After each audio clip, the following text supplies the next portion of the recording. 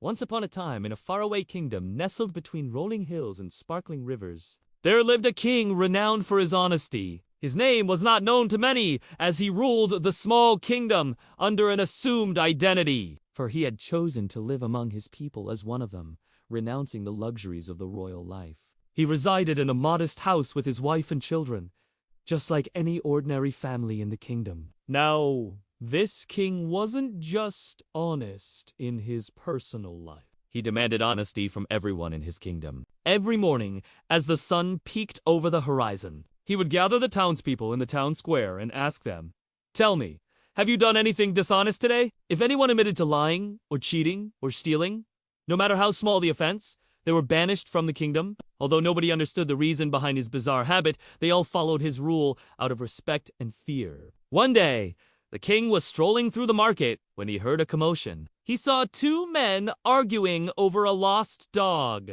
"It's my dog!" cried the first man, wiping tears from his eyes. "I lost him yesterday while walking him in the park. Haven't you seen him?" The other man shook his head. "Sorry, but I haven't. Maybe he's at your home." The first man shook his head sadly. "No, I'm sure I've checked everywhere by now." Suddenly, the man slapped himself. "Oh, I remember seeing a dog that looks exactly like yours. I saw it with a group of children near the riverbank. They seemed to be playing with it." "Thank you so much," said the first man, rushing in the direction of the riverbank. The king watched the whole scene unfold. As the man wiped tears from his eyes, the king felt a pang of sympathy. He walked up to the man and asked, "What happened?" The man sniffled and explained about his lost dog. The king listened patiently and then said something that shocked the man. "You should sue him for giving you false information. It was obviously a lie." The man looked up in surprise.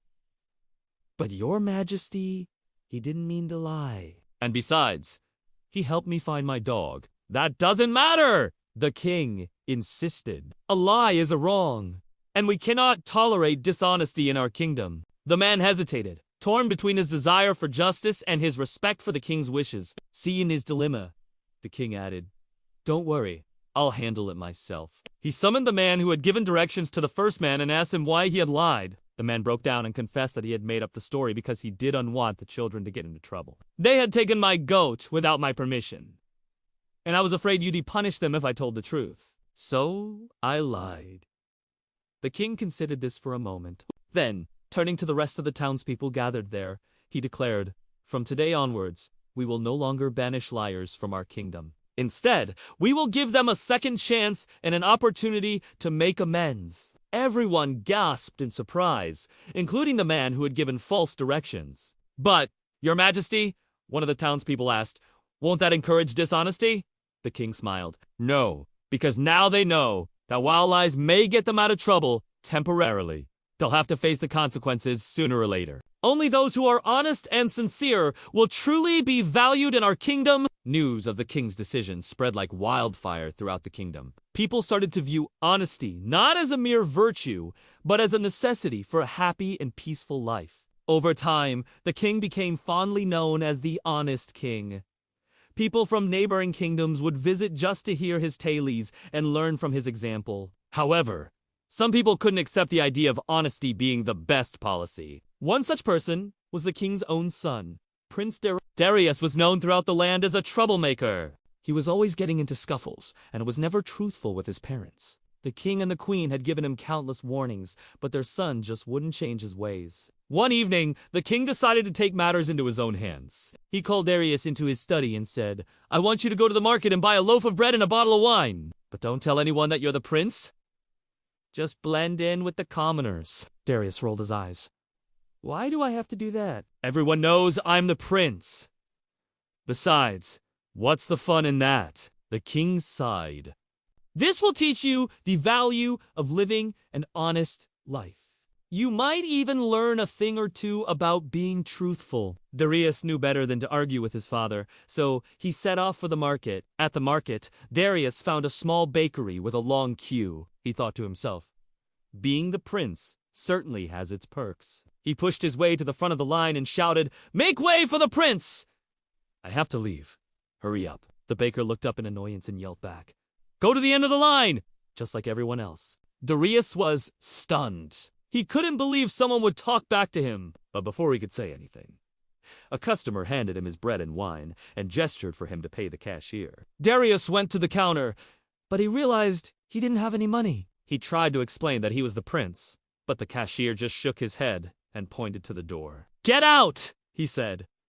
"We don't serve royalty here." Darius was furious, but he knew he couldn't do anything about it. So he stormed out of the shop, angry and ashamed. He walked for a while before realizing that he had no money, no food, and worst of all, no one would help him because he had been rude to them. Suddenly, he heard a familiar voice.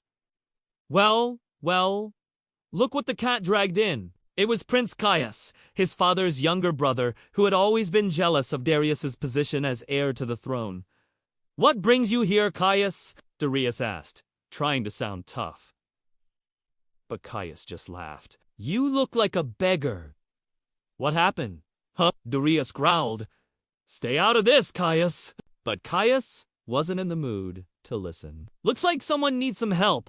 How about I buy you some food?" Darius hesitated. He knew Caius was only trying to make fun of him, but he was also hungry and desperate. "All right, but I'll pay you back. I promise." Caius grinned. "Sure, whatever you say." "Come on, let's go get you something to eat." As they walked to the restaurant, Caius continued to make fun of Darius, which made the prince even angrier. When the food arrived, Darius couldn't eat because he was too busy plotting his revenge. He waited until Caius left the table and then quickly switched their plates. When Caius returned, he noticed that their plates had been switched. "Hey, you switched my chicken with your vegetables," he protested. Darius just smiled innocently. "I think you should sue me for serving you bad food," he said, mimicking the king's voice. Caius was furious, but he knew his brother was right. He had fallen for his trap. As Caius stormed out of the restaurant, the king arrived. He had sent someone to keep an eye on his son and was shocked to see the sight before him. Darius had made a complete mess of the restaurant. Tables were overturned, chairs were broken, and food was scattered everywhere. Darius the king boomed. "What on earth do you think you're doing?" Darius looked up defiantly. "I was just testing a theory." "Father?" The king was confused. "What theory is that?" Darius stood up and gestured to the destroyed restaurant. "I wanted to see if honesty was really the best policy. Look what happened! This restaurant is in ruins!" The king looked around at the damage inside. "You misunderstood the lesson, son. Honesty isn't about being rude or causing destruction. It's about being true to yourself and others. And you have a lot to learn about that." With that, the king banished his son from the kingdom, hoping the experience would teach him the true meaning of honesty. Darius wandered around the kingdom for weeks, sleeping under the stars and surviving on what little money he had left. During this time, he met all kinds of people, some honest and some deceitful. And he realized that his father was right. Honesty wasn't just about telling the truth. It was about being kind and respectful to others. After many long weeks, Darius decided to return home. He was tired of wandering and wanted to apologize to his father and learn from his mistakes. But when he got home, he found that the kingdom had changed. The people were no longer honest. They lied and cheated each other. And the king was very sad. When the king saw his son, he was overjoyed. "Darius, you've returned." "I was worried about you." "I'm sorry for running away, Father," Darius said. "And I know I've been a bad son, but can you help me understand what honesty means?" The king took his son's hand and said, "Your mother and I have missed you so much, but honesty means different things to different people. Sometimes it's about being truthful, like when you tell me about your day at school. Other times, it's about respecting others, like when you listen to your teachers. And sometimes it's about keeping promises, like when you agree to clean your room and you actually do it. Being honest is more than just saying the right things. It's about being the best version of yourself." Darius thought about his father's words and realized he had been wrong. He had thought honesty meant being rude and selfish, but it was actually about being kind and responsible. From that day on, Darius promised to be honest in all aspects of his life. He became a better son, a better friend, and a better prince. And the people of the kingdom learned from him that honesty wasn't just about telling the truth. It was about being the best version of yourself, treating others with kindness and respect.